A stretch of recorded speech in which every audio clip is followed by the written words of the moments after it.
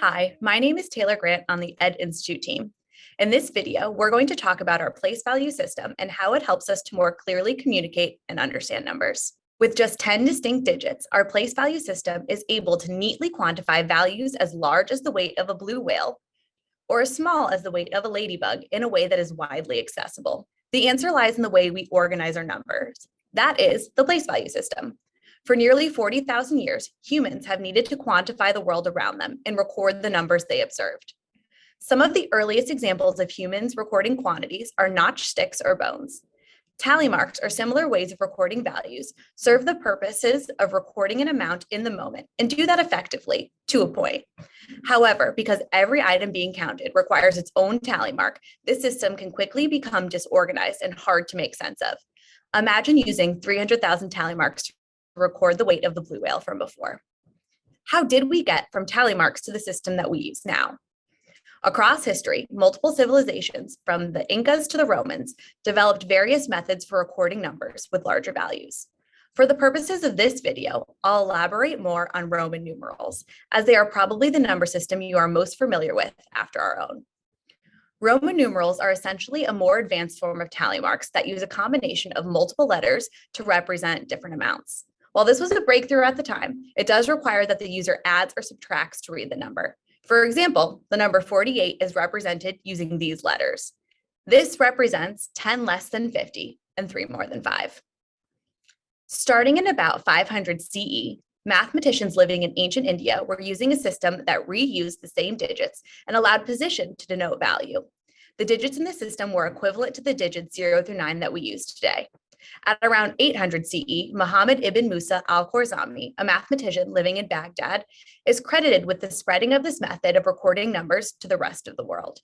This is why we still call them Hindu-Arabic numerals today. There are a few main qualities that allow our number system to communicate quantities across language and culture so clearly.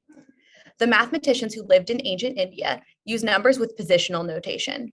This means that the value of the digit in a number is dictated by its place in relation to the other digits in a number.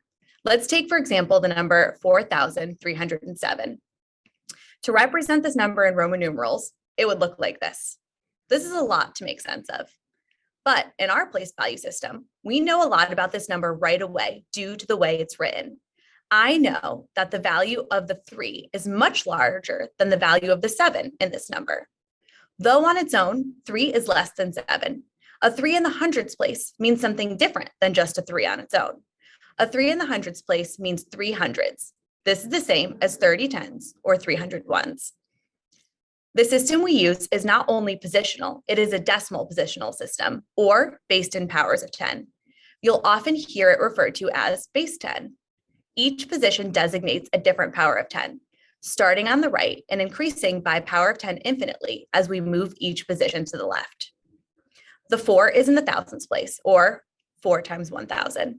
The 3 is in the hundreds place, or 3 times 100. The 0 is in the tens place, or 0 times 10.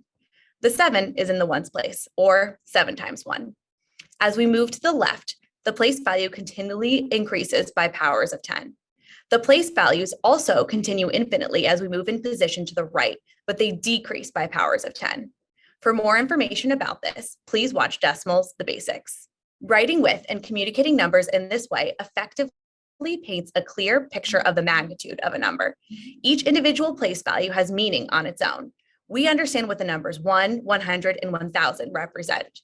There is also a consistent relationship between place values. 10 ones make up a 10, 10 tens make 100, and so on. Math is often referred to as a universal language because it allows for people to communicate clearly and consistently. This is in part due to the organization of our base 10 place value system. Though humans have communicated about numbers in different ways throughout history, our current positional base 10 organization has stuck around across language and culture.